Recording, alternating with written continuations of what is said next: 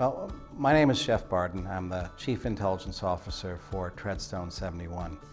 I've been working in this industry for intelligence for a number of years. Really started in 1982 when I was a linguist in the Air Force and went through training in this area to learn Arabic and top secret information.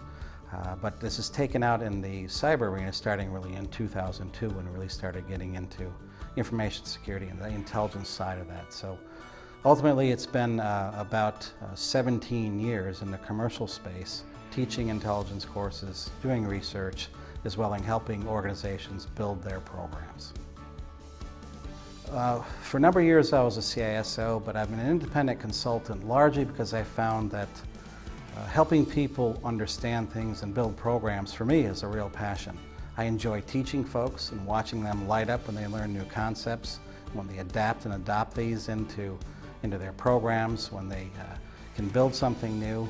I find that for me that's much more rewarding to give them some information that allows them to better themselves. So the independent consultancy too also gives me a variety of different organizations I can work with.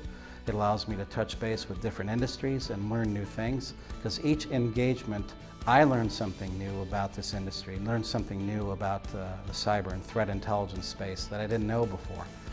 There's no way possible you can go to know everything on it.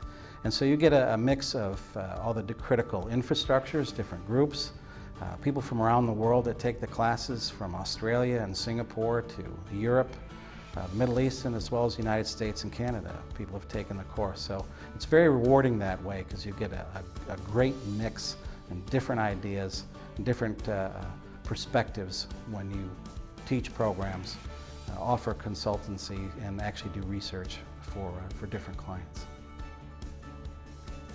The market looks at threat intelligence a little bit differently than we do.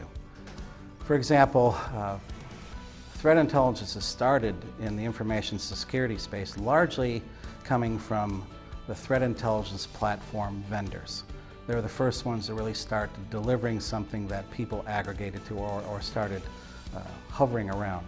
And their definition of threat intelligence does not meet the traditional intelligence community definition of what intelligence is. So a threat intelligence platform, although very effective in what it does, brings in data, but a lot of them call it intelligence, but it's really data that is deduped in the platform, examined for maliciousness that you then take out to compare in your environment, in short, to hunt and detect to find if this particular malicious information may exist in your log files. That is really not intelligence as much as it is a hygiene action to clean up. Intelligence really comes to play not after the fact. It really is something that you present that is a forecast or an estimate that'll help you get ahead of the game to prevent something from happening. And in most cases, most organizations aren't there yet because we're still doing hygiene in the technical environments. So what we've done with threat intelligence in this space is largely what we did with information security when it first started years ago. The first information security products were firewalls. And a firewall came out and it was located in the network arena inside of IT infrastructure. And therefore, because it was there, by virtue of that, we put our information security groups buried inside of IT operations. And ever since that time, CISOs and others have been struggling to pull it out.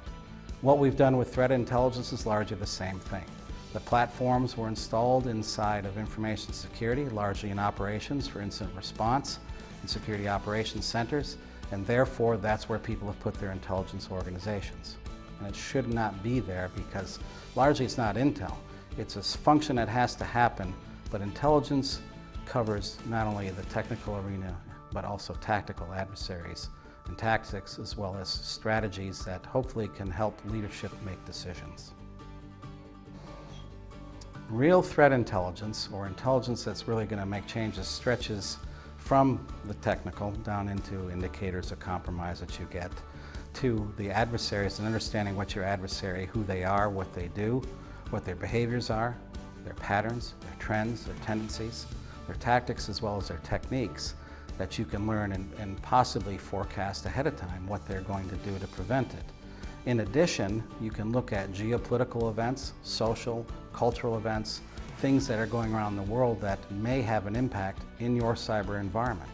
So something that happens possibly with a sanction or something being shot down may have an impact on your environment if you're part of that country or an organization that may then suffer an attack.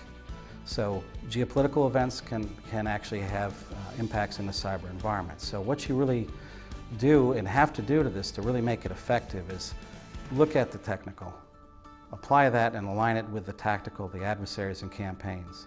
Address that with a strategic, so you've got an end-to-end intelligence view of your environment as well as your adversaries. Once you do that, which takes time to do and build that, you can actually get to making decisions that lead to prevention. And that will help us in security, because right now security is built on a paradigm that's all about after-the-fact actions. It's defensive only. We need to change that, and intelligence will help. It's not the panacea for everything, but it will assist in helping us get there. The personal goals I have and those of the company are really educating people on what intelligence is, from threat intelligence, warning intelligence, estimates, forecasts, across the board, strategic intelligence that helps them build their programs out and actually enhance their offerings in their own organizations. What really gets me jazzed and charged is when I see a student that comes in and later on they let me know that we've applied some of what we learned. We've changed some of the paradigms in-house. We're starting to use intelligence the right way to actually help the organization stop things from happening before it happens. And so when I hear that stuff, I feel, well, this really worked. You know, they're actually taking this to heart, and it's starting to learn this, and it's moving the industry ahead to where it should be in intelligence. Intelligence in information security and IT is relatively new in the whole scheme of things. And trying to get them to use it properly, where it adds value to their organization, and seeing them do this, and seeing them prevent things, and seeing fewer incidents in their environment, if they share that with you, is something that really gets me charged, because I know it's working then, and I've had an impact on that. Albeit something that you may never see outside, because if you're doing intelligence right, and it's working correctly, things are quiet.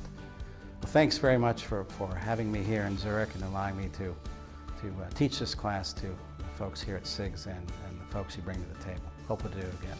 It's been great. Thank you.